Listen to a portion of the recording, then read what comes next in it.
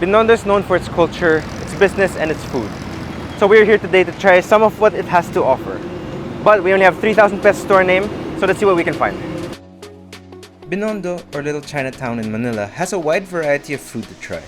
We started our food crawl in a nice restaurant with an advocacy. Okay, so we are in our first location, Cafe Mees, and we're here with our tour guide, Stephen. Hi. So Stephen, can you tell me about this place, what we're having today? Yes, we're here at Cafe Mezzanine.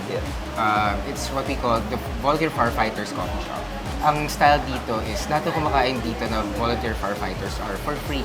Kasi advocacy nila yon. Yung NB team, which is the owner of this restaurant, they're also into the firefighting volunteers here in Binondo. Start of our journey sa Binondo, especially the food trip, parang why not we start things off with soup. We have this gokong.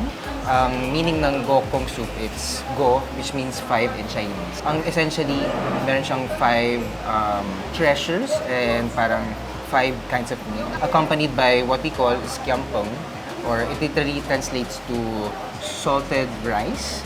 So we complement yung gokong soup with kiampong, which is the typical Chinoy thing na lagi siyang staple. So starting off things light kasi we have a lot of stops today.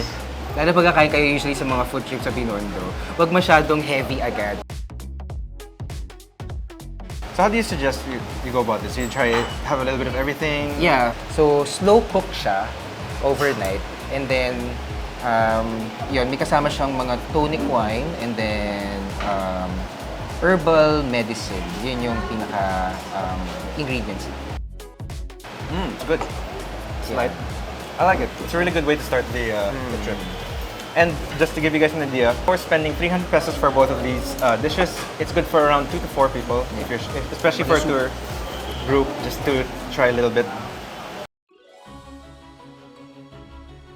So we're here in Carvajal Street. We're about to order some fresh lumpia for 100 pesos. This is one of their famous dishes here, and then people will flock Carvajal just for this. It's the fresh lumpia, famous in Pohing Lumpia House. So it's composed of mga carrots, cabbages, and then yung isang kilalang hoti, which is yung dried seaweeds, and then of course yung crushed peanuts. Walking around Binondo is great as we get to visit some local staples for snacks and pass by cultural landmarks like the street-side altars, something you don't often find around Metro Manila. After walking enough, we reach our next destination on the corner of Ongpin and Salazar Street. Our next stop is Veggie Select, which I believe used to have a different name, correct? Yes, it used to be called Huanyinsha, especially for the old-timers here in Chinatown. So nowadays, they also feature yung mga street foods na, again, niluto natin siya outside. So we're gonna eat it. Ito yung tofu, and then rice cake, and then sausage. And of course, yung plant-based nila na xiaolongbang. Let's try it out. So the whole deal here is everything here is plant-based, so perfect. Good. 120 pesos, 180 pesos. Yep. Kainin mo siya instant. It's not spicy, it's very flavorful. It's really a treat. And typically naman sa Binondo, especially the restaurants here, they always have those vegetarian options, especially to cater to those Chinese community members na Buddhist sila. So yung nature nila, they need to eat talaga vegetarian options. Walking down Estero takes us to our next location. So for something a little different, we're here at Estero. Yep. People usually flock Estero just for this particular thing. More on the exotic side, which is what we call frog leg. So they got different flavors in buttered, we also have spicy, but for this round we have my favorite. It's salt and pepper. Salt and pepper. So I'm excited for this one. This was 350 bucks and rice 40 pesos. So for those looking to eat frog legs or something more exotic, here that's with a lot of vinegar. And then let me know how it is. Especially first time I heard. Yeah, this is my first time to have frog legs. Okay. I really like it. It's soft, salt and pepper. The salt and pepper flavor is really... It's really there. No. Pero syempre, parang yung meat niya, just as if it's chicken. Like, usually I'll prank my friends. So what's normally their reaction? Parang... Wala naman. Ay, okay. Kumain pala kami. But it's not really bad at all. Parang you always have that notion na, parang something nasty, but in the long run, it's actually like what they eat also in the provinces, frog legs. Yeah, and there's a sweetness to it, which surprises me. I don't know if that's the frog or the... Siguro marinate nila. Marinade, yeah. Good. Nice.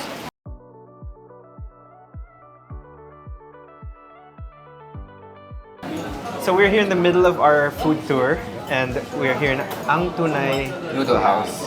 which is personal favorite of yours? Kasi not everybody goes all the way here. Ito yung place na you can go here na without bothering with any lines, yung mga tila sa labas. Ito, personal favorite ko, ito secret spot ko siya. Yeah, so you heard it here first. Ang Tunai Noodle House. So remember, this is food tour.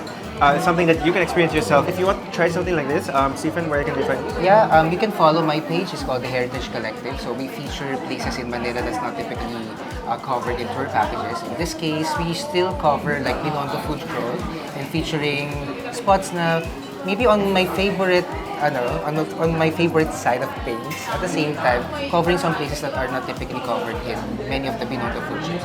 Somewhere that only locals would know. Perhaps. Anyway, I'm excited for this. Let's try this. Yeah. We got here what we call mixed beef noodles. In Chinese, we call it kimchi and kamto. Yun, basically, yung mga meat here is of course beef, but you can see meron siyang mga tendons in between it. So, yun yung kimchi. Yung kamto naman, mas more yung parang talagang pinaka-actual lipid niya. So, when you order here at Ang Tunay, make sure na you say yung mixed beef na mami. Kasi ito yung ma-serve sa inyo.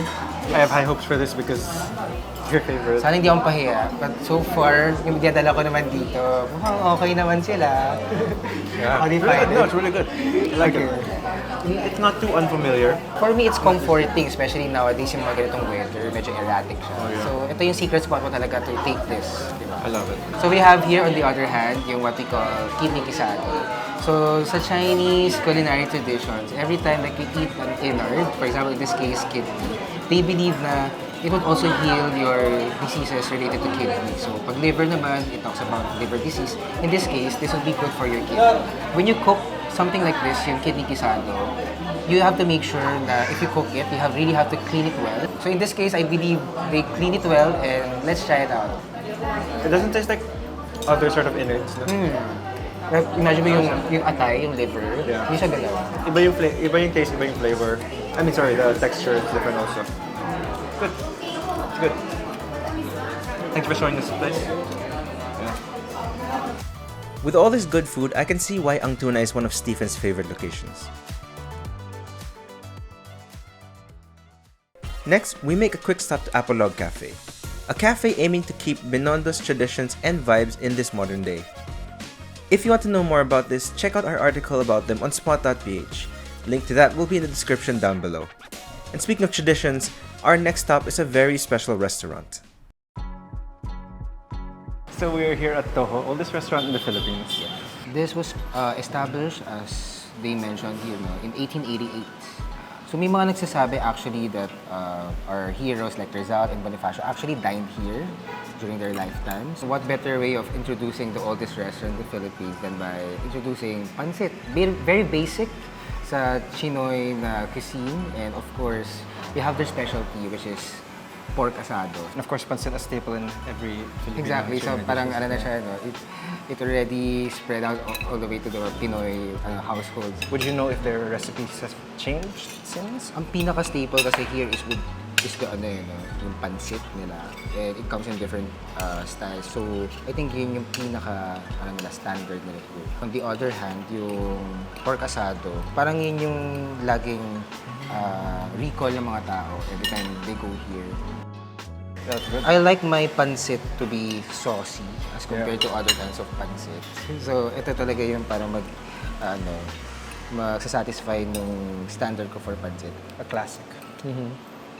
So anyway, so far, our running tab. So we're almost done with our crawl. We'll see you in the next location.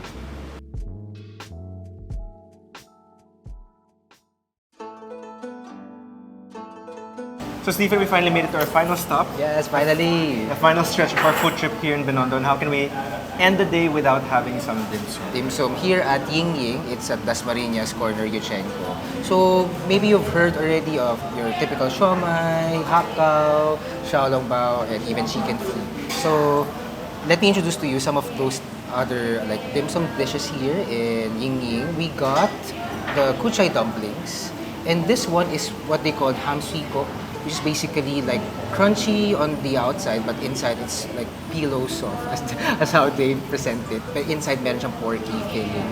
On the other hand, we have hot salad roll. Basically, salad siya, pero deep fried. So, have you tried that before? Personally, I have not. Okay, okay. It's a new experience. Okay, try it for yourself. All right.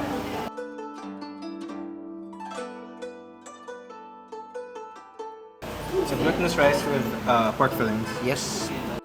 And I guess meron din silang mushroom. Oh, it's almost like dessert. Almost. Tignan mo, yeah, take a look at the yung texture niya. Ang funny nga kasi, take a look, meron pa silang mayonnaise Yeah, you gotta try some, right? yeah, dip here. Pero may mayonnaise rin anyway inside. So, like perhaps like this. So each of these dishes around 120 pesos each. Yeah, on average. And this is a good way to end the crawl. Diba? Thank you so much. We'll just finish Congrats this one. for Yeah, making we it made this far. There you go.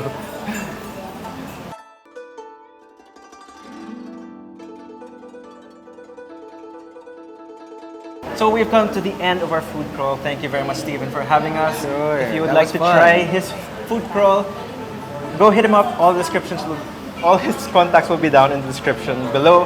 And if you like this video, hit that like button. Comment down below where you'd like to see us go next, and hit that subscribe button, notification bell, and I'll see you guys soon.